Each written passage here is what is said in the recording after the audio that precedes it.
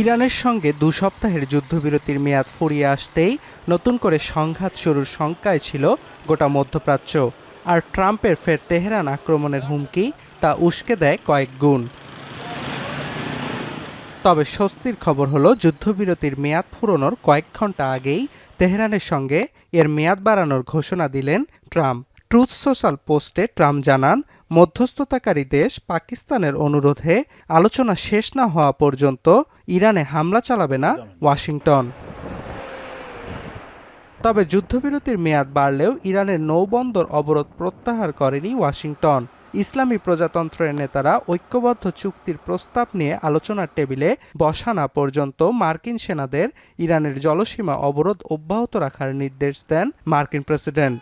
Nova LED TV, ঝকঝকে ছবি, নিখুঁত শব্দ, ৫ বছরের ওয়ারেন্টি। নোভা মানি সঠিক মান, নিশ্চিত সেবা। এরপর আরেকটি আলাদা বার্তায় ট্রাম্প দাবি করেন, মুখ রক্ষা করতে হরমুজ প্রণালী বন্ধ করেছে ইরান।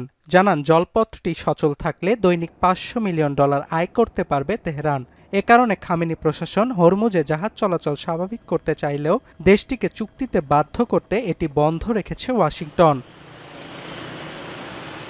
এদিকে ট্রাম্পের যুদ্ধবিরতির প্রতিক্রিয়ায় জাতিসংঘে নিযুক্ত ইরানের রাষ্ট্রদূত বলছে, যুক্তরাষ্ট্র নৌ অবরোধ তুলে নিলেই আলোচনার টেবিলে বসবে তেহরান। আর মার্কিন প্রেসিডেন্টের নতুন ঘোষণাকে অর্থহীন বলে উল্লেখ করেছেন স্পিকার বাঘের গালিবাফের উপদেষ্টা। তার দাবি, ইরানের নতুন দফায় আকস্মিক হামলা চালাতেই কালক্ষেপণ করছে ট্রাম্প প্রশাসন।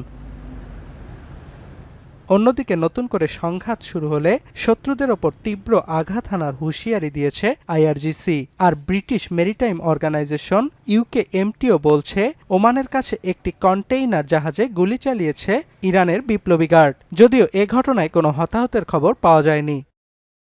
তবে যুদ্ধবিরতির মেয়াদ বাড়ানোয় ট্রাম্পের প্রশংসা করেছেন জাতিসংঘ মহাসচিব অ্যান্তনিও গুতেরেস ও পাকিস্তানের প্রধানমন্ত্রী শেহবাজ শরীফ।